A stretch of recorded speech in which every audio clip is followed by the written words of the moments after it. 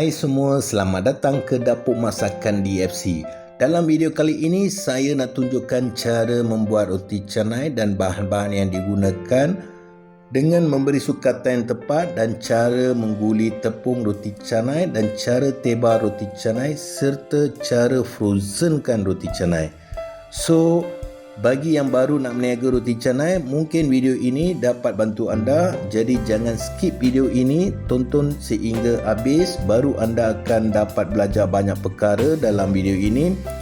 Sebelum itu, kalau anda baru pertama kali menonton channel kami, sila tekan butang subscribe dan butang loceng, baru anda akan terima notifikasi setiap kali kami upload video baru. Sekarang jom kita lihat bahan-bahan keperluan untuk nak buat roti canai.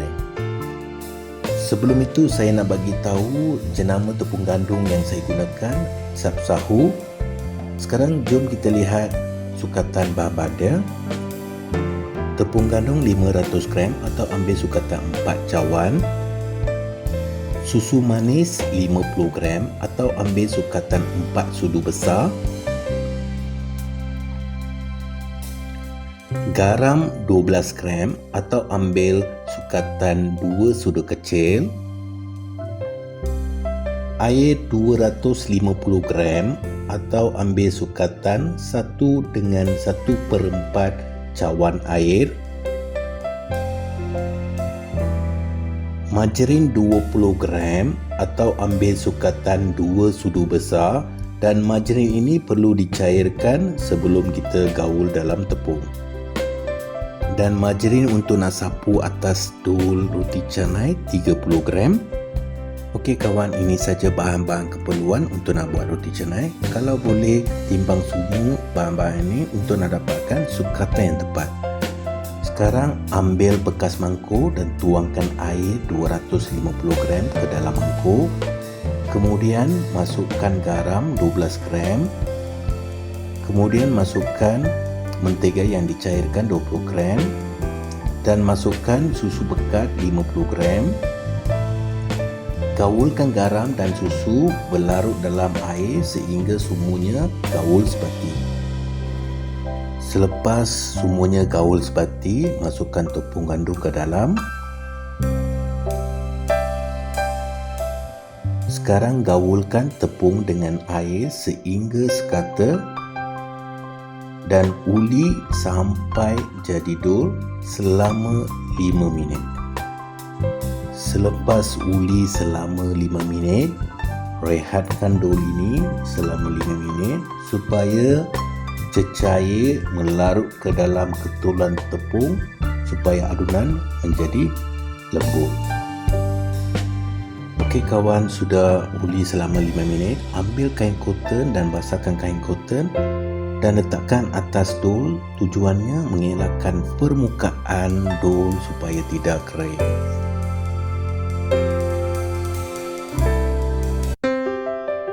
Sekarang kita sudah rehatkan dol ini selama 5 minit. So kita ulikan semula sekurang-kurangnya 10 minit. Cara uli dol roti canai: tekan ke depan, lipat balik, tekan ke belakang, dan ulangi berkali-kali, tekan lipat sehingga tidak melekat di tapak tangan dan kelihatan dol licin, sekurang-kurangnya selama 10 minit. Kalau kita lihat sekarang, dol roti canai kelihatan cantik dan licin, tidak melekat di tapak tangan. Sekarang kita rehatkan dol ini selama 30 minit dan letakkan kain cotton yang basah atas permukaan dol supaya dol tidak kering selepas 30 minit.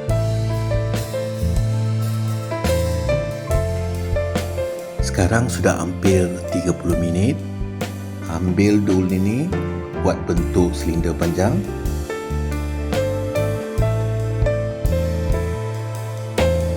Selepas bentuk silinder panjang, potong dol saiz kecil dan timbang berat setiap dol dalam 80 gram.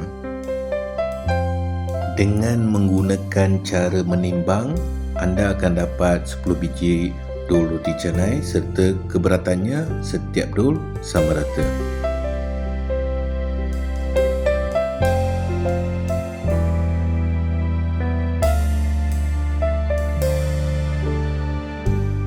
Selepas proses potong dan timbang sudah siap, ambil sebuah mangkuk ataupun dulang dan sapukan margarin.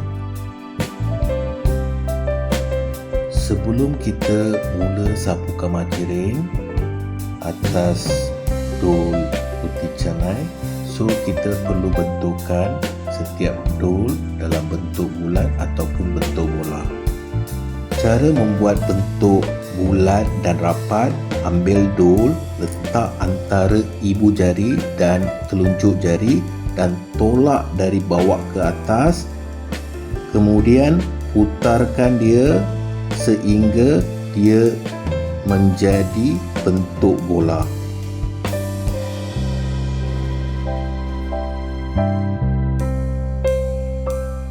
Sekarang sapukan margarin pada semua dol roti canai. Kemudian rehatkan dia selama 8 jam.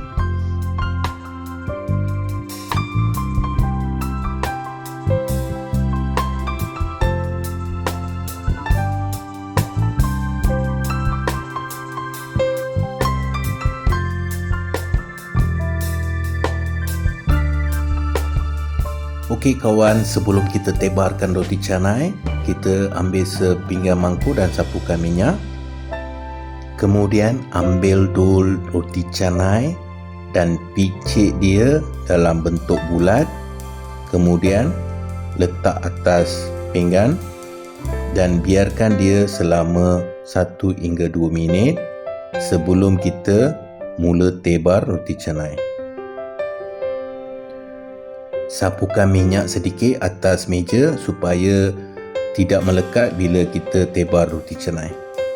Sekarang letakkan dol roti canai dan tekan lapisan dol roti canai sama rata dengan menggunakan tapak tangan. Nipiskan bahagian tepi sebab bahagian tepi susah nak kembang bila tebar nanti. Cara tebar, pegang satu tangan ke bawah dan satu tangan ke atas. Tangan yang pegang ke bawah, angkat dol dan pusing tebar ke depan. Dan tangan lagi satu turun ke bawah. Ulangi proses yang sama sehingga lapisan dol berkembang besar dan betul-betul nipis. Jadi bila kita makan nanti, tekstur roti canai agak lembut. Selepas tebar, kalau ada nampak lapisan tepi tebal, kita tarikkan dia supaya dia berkembang dan nipis. Semasa nak tarik roti canai, perlu berhati-hati sebab dia mudah koyak. Tebar roti canai mungkin ambil masa 1 hingga 2 minggu untuk nak mahir cara menebar. Itu bergantung kepada anda berapa kerap anda membuat roti canai. Selepas siap tarik semua, letakkan minyak di tengah-tengah. Kemudian lipatkan dol roti canai. Selepas siap lipat, pegang di tengah-tengah, lipat balik, jadikan dia bentuk bulat dan rehatkan dia selama 5 minit sebelum kita goreng. Sekarang sudah hampir 5 minit. Letak minyak atas dol roti canai. Kemudian tekan dan ratakan dol roti canai gunakan tapak tangan sebelum kita mula goreng. Selepas ratakan roti canai, kita terus letak atas pan dan gorengkan roti canai. Dan pastikan dapur api dalam keadaan sederhana dan goreng selama 5 minit, di mana bahagian atas 2,5 minit dan bahagian bawah 2,5 minit, keseluruhannya dalam 5 minit.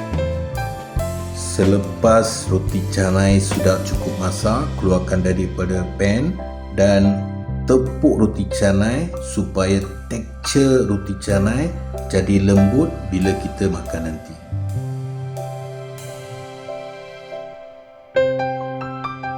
Sekarang untuk nak buat roti canai frozen, goreng roti canai separuh masak sekadar permukaan roti canai, dapat keringkan dul roti canai. Dia ambil masa selama 2 minit, di mana bahagian atas minit, bahagian bawah seminit. Kemudian tunggu sehingga suhu turun ke suhu bilik sebelum kita buat proses packing.